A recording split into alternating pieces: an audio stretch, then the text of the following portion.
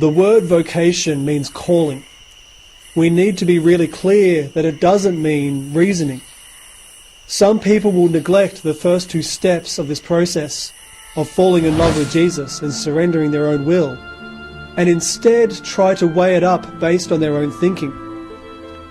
And if you try and do this, then the only voice that you'll be listening to is your own. Assuming that you have entered into the first two steps of this process, the third step is to listen.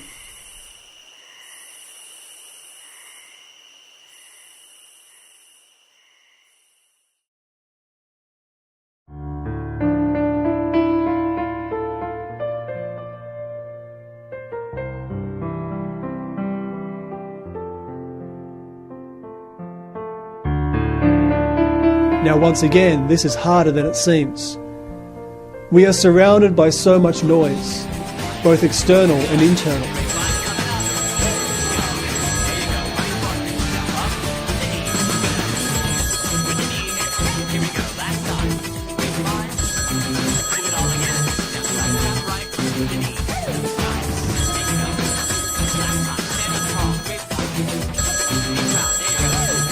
It is always difficult to listen to someone if you are surrounded by noise. So the first thing you need to do is to start cutting out some of the distractions in your life. If you're really seeking to know God's will for your life, then take the time to cut out some of the noise. This is important so that you can listen to God, but also so that you can listen to yourself.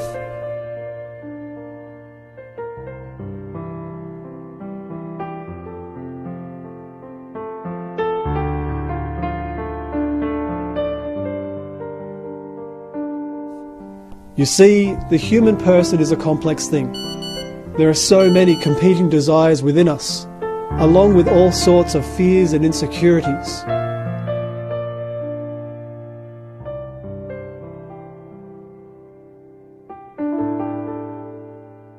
All of these influence our ability to be surrendered to God's will.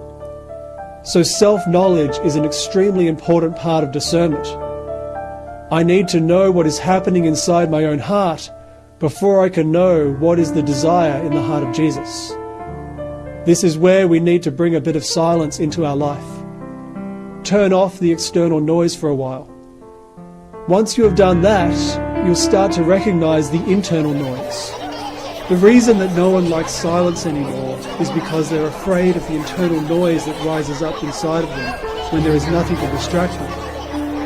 But this internal noise can give us an insight into the reality of our life. Pay attention to the emotions, the fears, the doubts, the insecurities, and then bring these into your prayer. Jesus says that his sheep listen to his voice, and not to the voice of the thief. Try to learn the difference between the gentle call of the Spirit and the disturbing call of fear.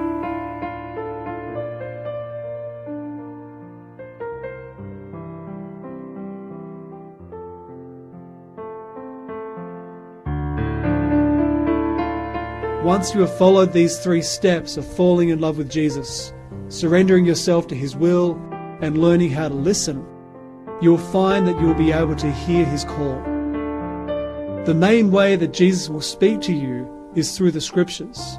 So it's important that you pick up your Bible and imagine that he is speaking to you personally. But you will also find that he might speak through other ways, such as spiritual direction, or through the preaching at Mass. Or you might find that in the silence, you begin to get in touch with a deep desire in your heart that you never knew was there.